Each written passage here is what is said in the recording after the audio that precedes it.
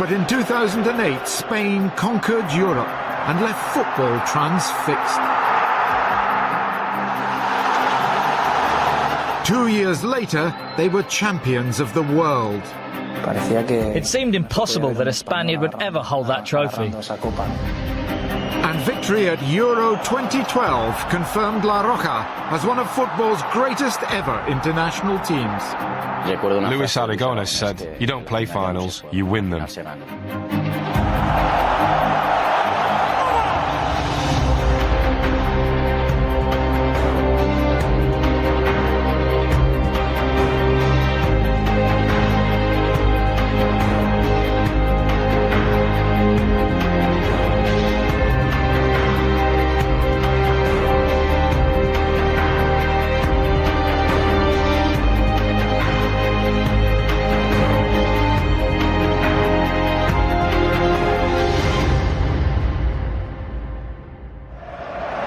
In the last 16 of the 2006 World Cup, Zinedine Zidane completed a 3-1 victory for France over Spain, condemning the Spanish to tournament elimination once again. The 1964 European Championship on home soil had been Spain's only triumph on the senior international stage. Their 2-1 victory over the Soviet Union coming in a 4-team tournament. Traditionally, the country gave more precedence to the success of its major club sides, such as Real Madrid and Barcelona. But heading into Euro 2008, the man in charge of the national team was still Luis Aragonés, a man with a wealth of experience at club level, but under pressure following the World Cup exit. The 69-year-old, however, was looking to adjust the footballing philosophy of the national team, and he had the players to make it work.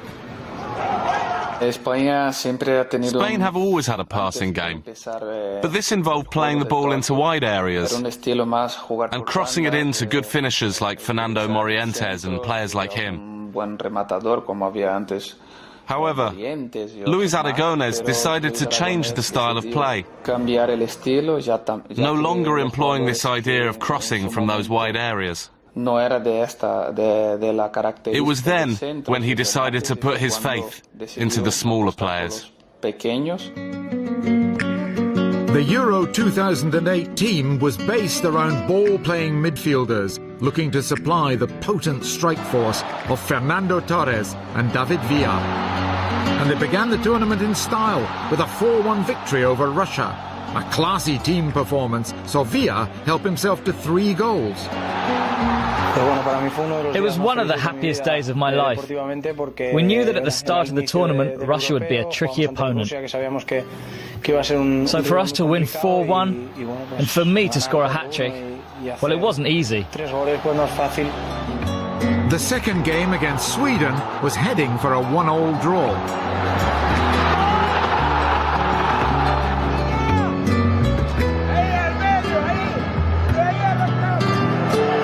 Until David Villa intervened in the 92nd minute. You think in tenths of a second. It might end well or not so well, but luckily we won it right at the end. He's so dangerous. He's a clever player. He reads the game very well, and is the kind of forward that can score a goal out of nothing. And it was his moment. Wherever he struck the ball from, he scored. A 2-1 victory over reigning champions Greece saw Spain top their group. They then faced World Cup holders Italy, a nation they'd never defeated in 5 attempts at tournaments. Historically, Spain could never get past Italy in a tournament. We had lost 2 or 3 times in the quarter-finals against them. So psychologically, that was a big moment for us. The match was decided on penalties, the first 3 of which were successful before Daniele De Rossi stepped up to face Iker Casillas. In the Champions League, he missed a penalty by putting the ball too hard to the right, so I believed he would naturally put it the same side, but strike it better. That's what I thought at that moment, anyway.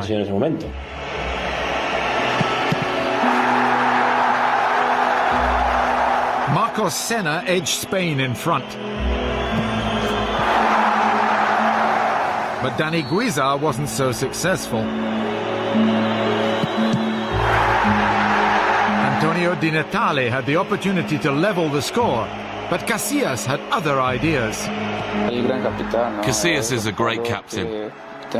He's a player with bags of experience, not just for Real Madrid, one of the best teams in the world, but also for the national team. I think the role of a captain in a club or the national team is very important. 21-year-old Cesc Fabregas was left with a kick to win it.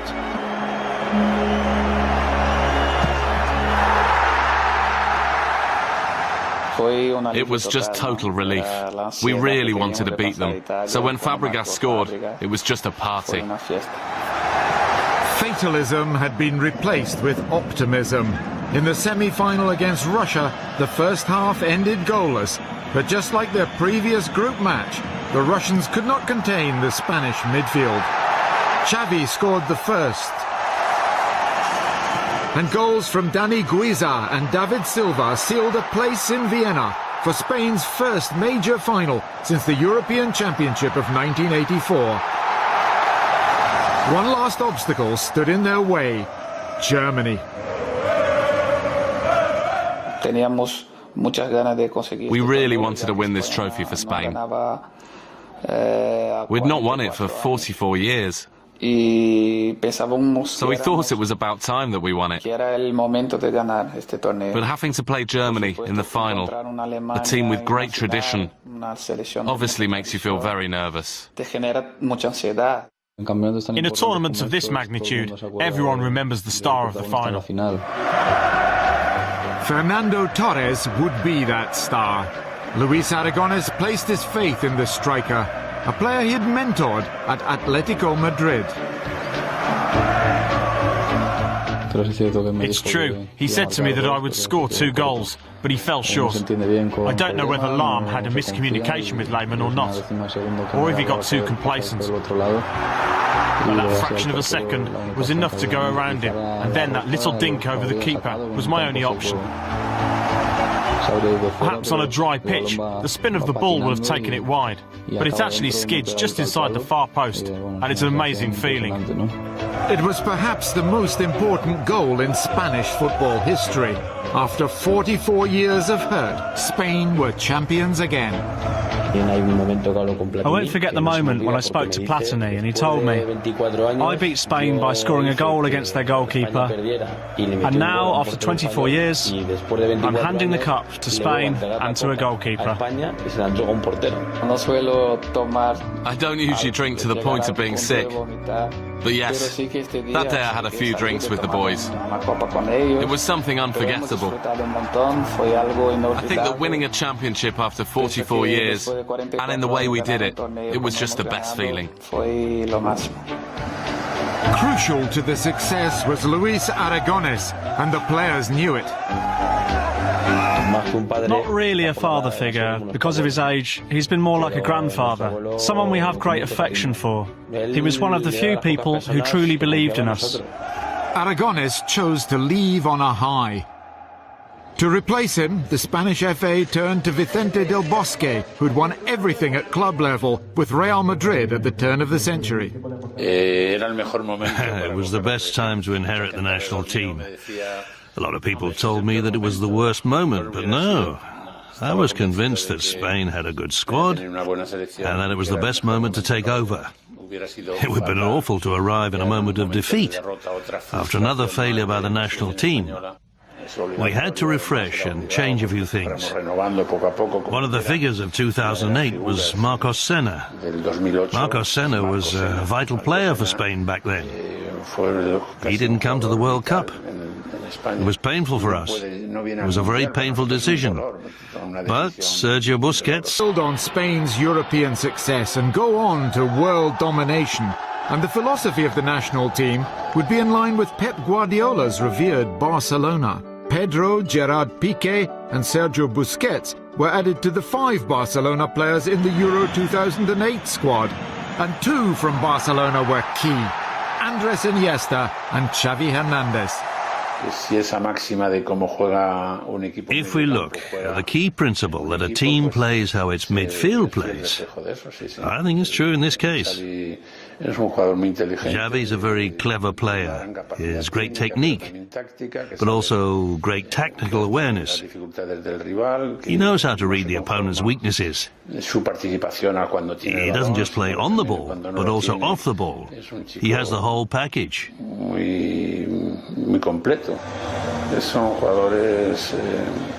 They're players that, as well as being extremely good, they're kids that want to keep winning more things. They're not happy with what they've achieved already. They want more, and they base their game on their technical quality. Andres, for example, in his physical capacity too. Many people say he's very weak. He's nothing special, he's not tall, he's not very strong. But I think he has a fantastic physical capacity.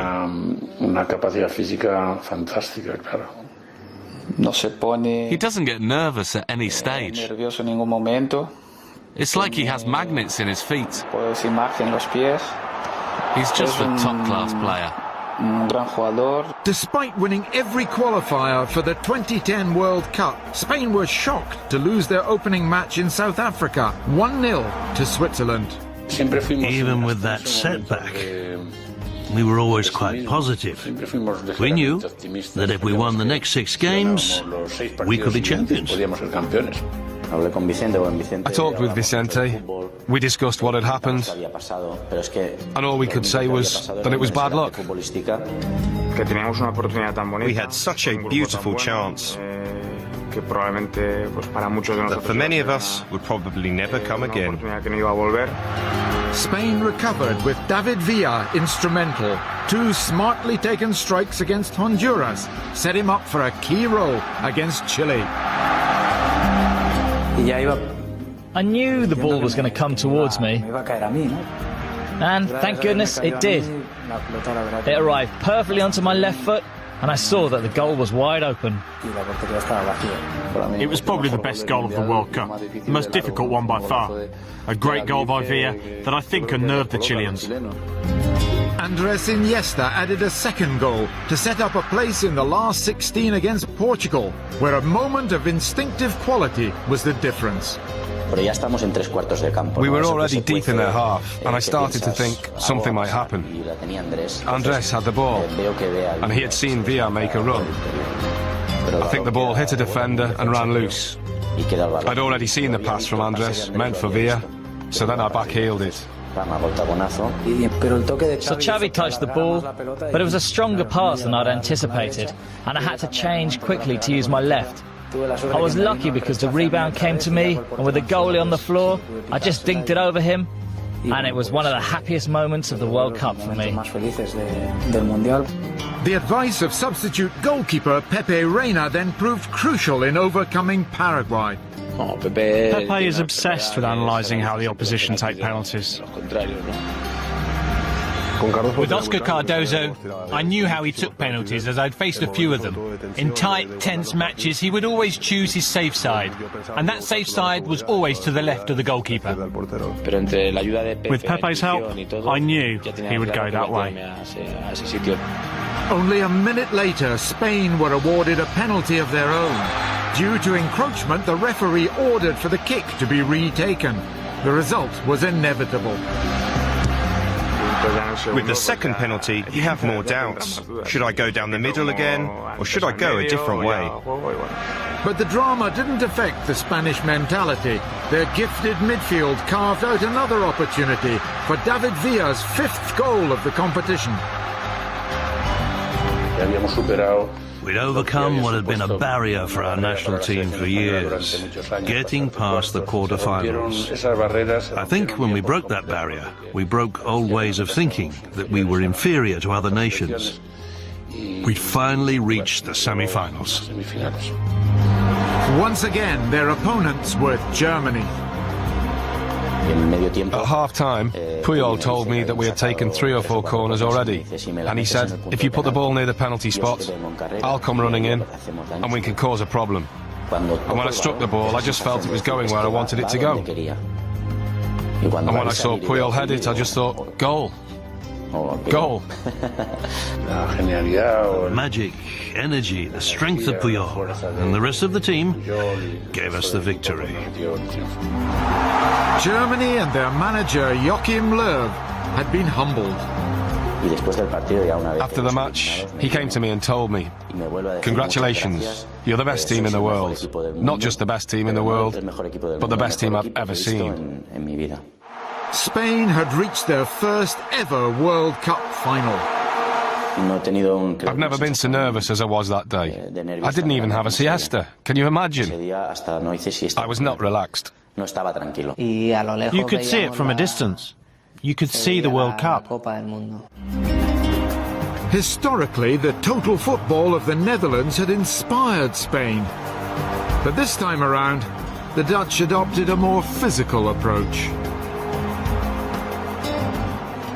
I don't know how this is going to sound, but as the player who suffered the most fouls in the tournament, I was expecting that. We made a substitution. Jesus Navas, I think. We wanted to give him depth and space through the right wing, because they had Van Bronckhorst playing there. He'd had a great game, but he seemed tired. He was going to retire after that game, so we thought we should take advantage of that at that stage of the game. Still goalless in the second half of extra time, the Netherlands were reduced to 10 men when John Heitinga was sent off. Spanish belief grew. I think the players were more convinced than me that we were going to win. Some of them said, no, we must win it. Navas ran 30 metres. I dribbled all the way through the midfield, and then suddenly there was an opening. And as it comes back to me, I backheel it to Cesc. I pass it to Jesus. And then I see Torres by the touchline, and I give it to him. I see Andres getting in behind their winger. The pass isn't strong enough, and their player clears the ball. The ball comes to me and I see Andres. I'm not saying it was easy, but it was a good position for me to make the diagonal pass. Everything stops, and we're alone, just me and the ball. It's like when you see an image in slow motion. It was like that for me. It's difficult listening to silence, but in that moment, I listened to silence, and I knew the ball was going into the net. He scored the goal of all goals. At that moment, you're just speechless. Spain had reached the pinnacle. I looked to the sky and threw myself on the ground. As a child, I saw Matthias, Dunga, Deschamps, Cafu and Cannavaro lifting the trophy. And so then, for Mr. Blatter to bring me the cup and for me to raise it was an incredible feeling. As a child, it was my dream to play in a competition like that, where there are the best teams in the world, the best players in the world. That trophy, which you have seen so many times on TV, being lifted by great players, and now we could do the same. They had conceded fewer goals than any previous winner. Their possession of the football had proved unbeatable. Spain had finally won the World Cup. Heading into Euro 2012, Spain were understandably favourites. Del Bosque was looking to become only the second manager after German Helmut Schön to win a World Cup and European Championship. And the absence of David Villa enforced a tactical change, the use of the so-called false nine. We played Fabregas, who has great mobility as the one up front, but he's not your typical striker. He moved a lot, he dropped to link with our midfield, and also he had the chance to control the space where the opposition would start their attacks. A 4-0 victory over Ireland and a 1-0 win over Croatia saw Spain top their group and face France in the quarter-final, their first competitive meeting since the World Cup in 2006. And this time, Spain had the measure of their local rivals. I believe we controlled them quite well, and we had that bit of killer instinct too. Some players grew as the game progressed, like Jordi Alba. He improved little by little as the championship went on, and he was of vital importance in that game. We knew how to control them, and at the same time, even when we were 1-0 up, we brought on more forwards. Torres, Pedro. We played them both to try to stop the opposition from threatening our goal. We have a great atmosphere in the dressing room. We are very united, compete very well. We have unique players, very important players in the midfield, players who are very creative, and a good defence too. A penalty from Xabi Alonso, his second goal on his 100th appearance, capped a comfortable win, another clean sheet and a date with Portugal in the semi-final, which was decided on penalties. This time Alonso was not so successful from the spot. But João Moutinho saw his penalty saved by Iker Casillas, and Spain were 3-2 ahead when Bruno Alves hit the bar. One more successful penalty, and Spain would be finalists once again. I was grateful to have players who wanted to take that responsibility. And it was easy. Cesc wanted to take the last penalty, and so we swapped him with Iniesta. Because he remembered the game against Italy in Vienna in 2008. So he had a great reason to argue his case. Bruno Alves' penalty hits the crossbar and comes out. Ces's penalty hits the post and goes in. Those were the details that make me believe that we were destined to be world champions before, and also to believe we were destined to be champions of Europe now. In the final in Kiev, Spain simply overwhelmed Italy. David Silva opened the scoring before Xavi became the first player to record assists in more than one final when he released Jordi Alba. From the bench, Fernando Torres added a third to win the tournament's Golden Boot award, and Juan Mata sealed a glorious victory. In the competition's history, no team had ever scored 4 goals to win the trophy. It was indescribable, the joy you feel when you play in a final and win it by 4 goals against a team like Italy. We won the Euros, the World Cup, and then the Euros again, which nobody had done before. I believe, knowing our players' characteristics, that was the right way to play. We can't play any other style. Besides, why would we use another style if this one had proved to be so good for us? I think Spain are playing very well right now because their confidence is up. Winning the Euros in 2008 was a huge relief for everyone. And then from that point, Spain started to play their best football. Everyone knows their role and how to play. I think Spain are going to carry on like this for a few more years yet. They're so intelligent and so many quality players. They think before their opponents, and they just do things a bit differently. I believe in the last few years, they've shown they're without doubt the best national team in the world. I believe the concept of play in Spain has been associated with a game of possession, keeping the ball and good technique. Spain has had a lot of influences. South America and the many players that came to play here. We've been influenced by coaches from abroad. But I believe the key factor is that the country has progressed a lot. We have coaches who even go abroad now. Also with players that have gone to play abroad at a very young age. We progressed by having very good facilities, or better facilities than we used to have in the past. And I believe that the education of our coaches has improved too. All those things have had a positive impact on our football.